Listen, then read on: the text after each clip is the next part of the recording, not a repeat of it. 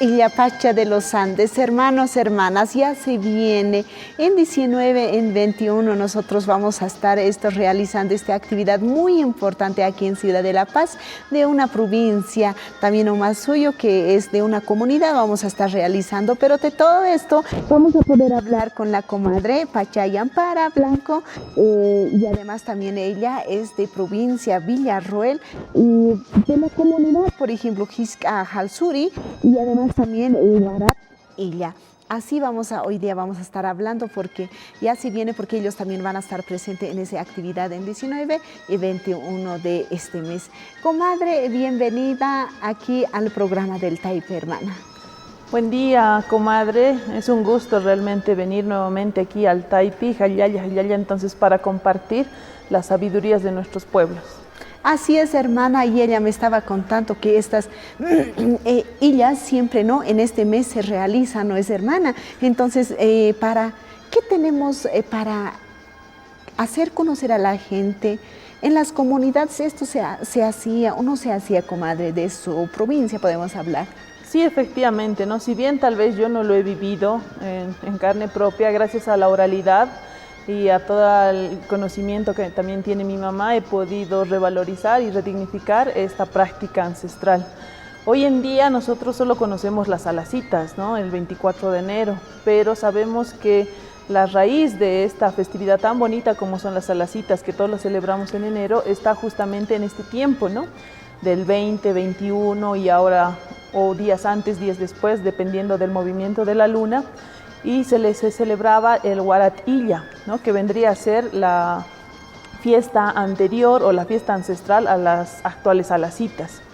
Yo les voy a contar en este caso particularmente la celebración que se hacía en Xisca Jalsuri, que correspondía al ex Ayllu Chambi Grande, actualmente la provincia Gualberto Villarroel.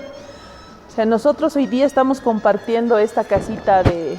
Aquí vemos, ¿no? Esta casita, ¿no?, de adobe, sí, prácticamente de adobe. Y es lo que vamos a hacer. Tejicho también. Exactamente, ¿no? El techito también de la pajita.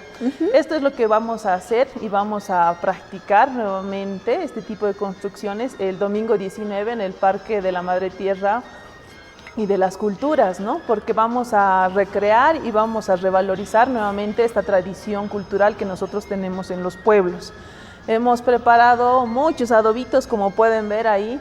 Hemos preparado los techitos también de pajita. Entonces todo esto vamos a entregar a las personas que quieran participar ese día, para que también construyan sus sueños, ¿no? Construyan y críen la vida, porque la casa prácticamente es criar la vida. Entonces lo lindo y lo bueno de los materiales que son la tierra es que no contaminan.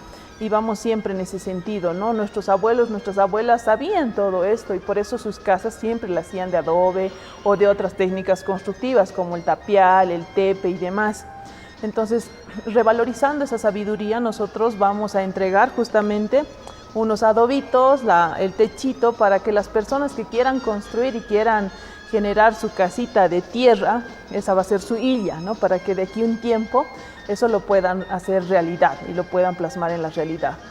Como decíamos, esta práctica es ancestral, no es algo novedoso que tal vez estamos haciendo, sino simplemente estamos revalorizando esas sabidurías de los pueblos.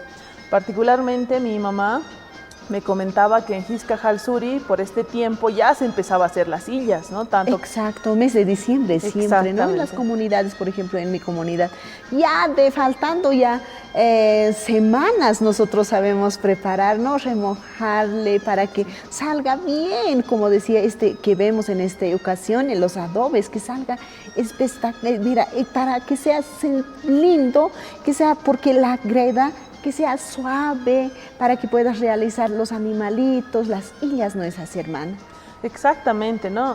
Por lo menos ahorita nosotros aquí en la ciudad podemos comprar la arcilla, ¿no? Pero antes la arcilla estaba pues en muchos lados, pero tampoco era alzar del suelo. Hasta para eso había que tener conocimiento, ¿no?, de saber cuál era la arcilla o la tierra exacta para hacer estas sillas, porque a veces algunas tierras son más arenosas, más limosas, y se van deshaciendo. En cambio, los abuelos tenían ese conocimiento. Ellos sabían, me comenta mi mamá, sabían muy bien de dónde ir a recolectar.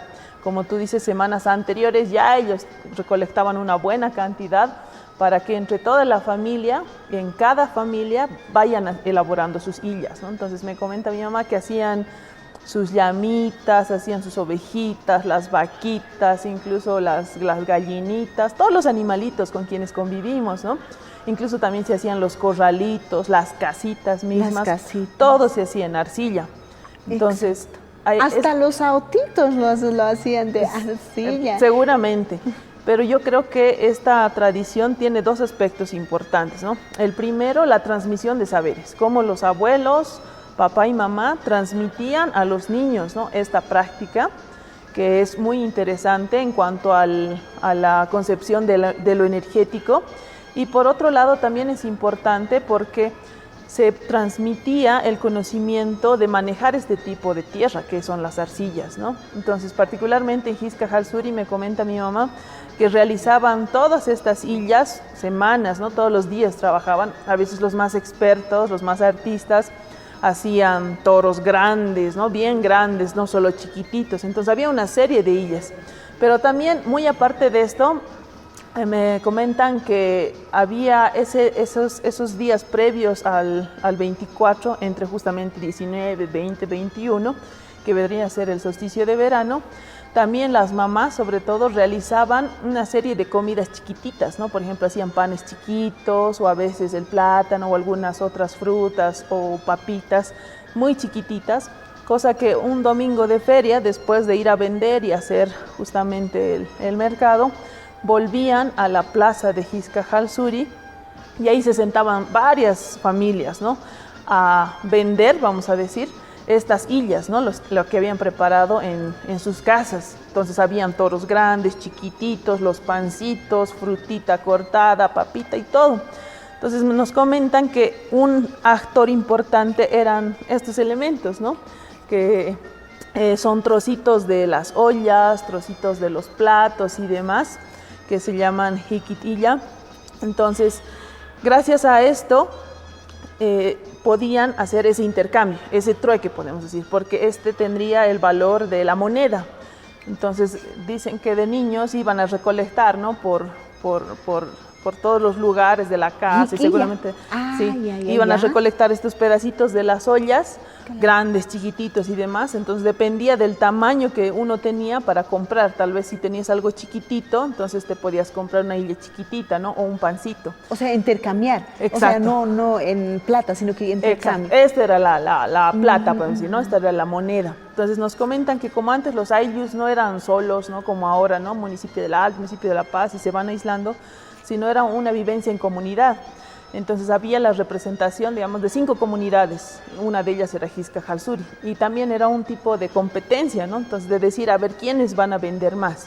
Entonces dicen que hacían un cerro, ¿no?, de todos estos trocitos, ¿sí?, de todos estos trocitos de ollas, de platos y demás, porque hacían ese intercambio, ¿no? Por ejemplo, yo te puedo comprar la casita y te doy tal vez una grande porque es una illa grande, claro. O si era una illa chiquitita, tal vez con esto era suficiente. Si adobe, por ejemplo. Exacto, ¿no? Si habían toros grandes, por ejemplo, eso dice que era hasta la mitad de una olla, o sea, tenías que tener un pedacito de cerámica más grande. Entonces comentan que reunían todo eso por comunidad. Entonces Xisca Halsuri, digamos, hacía un cerro de todas estas piecitas de barro, ¿no? Y eso se denominaba el banco. O sea, era también un indicador de cómo iba a prosperar económicamente la comunidad. Entonces habían otros cerros más grandes, de la otra comunidad tal vez era más bajito, y todos esos aspectos de convivencia también eran útiles, ¿no? Pero aquí no circulaba el dinero, sino hacían reutilización, ¿no?, de estos elementos que tal vez ya no servían para otros, pero eran un indicador de la economía de la comunidad. De la comunidad. Ay, claro. Ay, qué lindo, ¿no? Eso es importante también, hermana, que en las comunidades, de repente los niños, por ejemplo, pueden preguntar a sus abuelas cómo lo hacían antes, porque ahora que compartíamos en familia, pero faltando 3 semanas, 4 semanas para que llegue el 24. Entonces nosotros ya listos con las illas, ya esperando, ¿no? Porque Exacto. tenía que secar, y es lindo, y eso que sepan los jóvenes también, aprendan también, porque esto es nuestro también, adobe, por ejemplo, ahora que ya se utiliza el ladrillo nomás, pero estas illas es para prosperidad, hermana, ¿no? Exactamente, ¿no? La tierra de por sí, sea la arcilla o sea otro tipo de tierra, ya tiene un factor desestresante. Entonces, como tú dices, es muy importante que la juventud, los niños conozcan estos factores, porque esa es la única bondad que nos va a brindar la tierra. El ladrillo, como tú mencionas, el cemento, ya son materiales tratados, ya están prácticamente muertos. En cambio, la tierra sigue con vida, por eso nos transmite ese desestrés. Eso es lo interesante, ¿no? Entonces, por eso justamente vamos a revalorizar y vamos a reivindicar estas prácticas. Y poco a poco, como tú también mencionas, esperamos que más comunidades nos puedan contar, ¿no?, cómo eran sus tradiciones, porque yo les estoy contando particularmente de Jisca Halsuri. Seguramente hay otras variaciones y hay otras cosas que se vivían, se celebraban. Lo interesante de todo esto es que no se queda en la mera compra, como ahorita explicábamos, ¿no?, que se tenía el banco donde estaban todos estos jiquillatis, ¿no?, en cerro. Lo más interesante es que una vez que uno adquiría la illa, no es que quedaba tal vez como recuerdo, nada, ¿no?, sino que era una forma también de crianza y de llamar las energías. Una vez ya pasaba esta celebración, digamos, ¿no?, desde las 2 de la tarde hasta las 6, 7 o en algunos casos hasta las 8 de la noche, de hacer ese intercambio, ese trueque, esa compra, ¿no?, con estos elementos del jiquillati. Las familias, antes de ir a sus casas, celebraban como siempre, ¿no? Hacían una danza, tocaban los instrumentos de la época y iban a la casa. Y en la casa reunían las sillas, ¿no?, que se había conseguido, tal vez animalitos, tal vez casitas, corrales, todas las sillas que se habían conseguido, incluido también las sillas que se habían elaborado en la casa.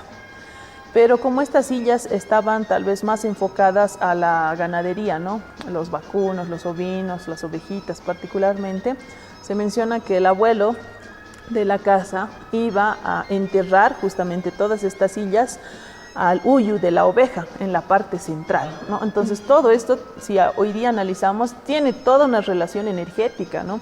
Por eso es que no quedaban como adornitos, sino se iba a enterrar en la tierra, ¿no?, en la parte central del corral de la oveja, para llamar esa energía, ¿no? Y esto pasaba en diciembre. Y en enero, en febrero particularmente, a veces en marzo, en el anata, entonces ya se hacía justamente el conteo, ¿no?, de las nuevas ovejitas y demás. Entonces todo esto tiene que ver justamente con ese movimiento energético, ¿no? Eso prácticamente son las sillas. Nosotros llamamos, convocamos esas energías para que en un tiempo muy cercano esto se haga realidad. Entonces las casitas, los uyus, los animalitos, todos esos están ahí y se están criando en la tierra, ¿no? Se están criando ahí y luego nacen, ¿no?, brotan en el acapacha. Entonces todo eso hoy día analizamos y cuánta sabiduría tenían nuestros abuelos justamente para saber todo eso. Y de eso se trata, ¿no?, el Illapacha, esta fiesta de las sillas y de las ispallas, de criar esas energías para que nazcan, ¿no?, y estén acá. Ay, esta hermana, mira, la hermana dice, en Illapacha la comadre va a estar con adobes presentes, con pequeños adobitos, y usted, sus sueños se harán realidad, pero se tiene ese fe, ese camino, ¿no? Muchísimas gracias por estar aquí, hermana, y no se pierda, pues, hermana, porque nuestros conocimientos tenemos que también, pues, compartir con la gente, ¿ya? Así es, justo el domingo 19 vamos a estar para todas esas personas que quieran hacer su casita de barro, que ahí está más o menos el modelito, pues se sienten y hagan su casita de barro. Entonces, ahí eso está. Allá, muchísimas gracias, ya la decimos a la hermana. Ahora nos vamos con estas imágenes.